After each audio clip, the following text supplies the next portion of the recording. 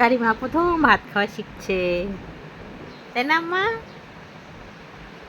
তুমি ভাত খাচ্ছ একা হাতে? আচ্ছা আচ্ছা, খাও, মুখে দাও মা। কারিমার বয়স এখন 7 মাস। ও আস্তে আস্তে ভাত খাওয়া শিখছে।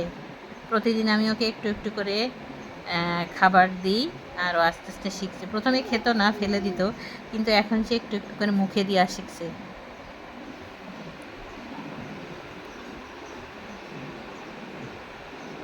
আম্মু, কেমন লাগছে ভাত খেতে? ভালো লাগে? ভাত খেতে ভালো লাগে না চিটাতে ভালো লাগে? আম্মু, আম্মু, ময়না পাখি, আমার কারিমা।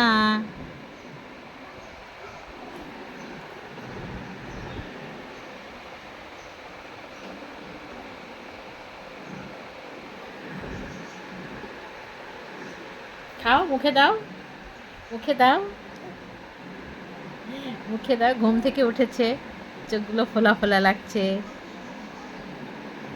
ফাতিমাকে ভাত খাওয়াচ্ছি, ওটা দেখে সে খাবে। পরে আমি একটু ভাত দিলাম, ভাবলাম যে ও খাক। একটু করে মুখে দিচ্ছে, এই যে একটু করে মুখে দিয়ে শিখেছে।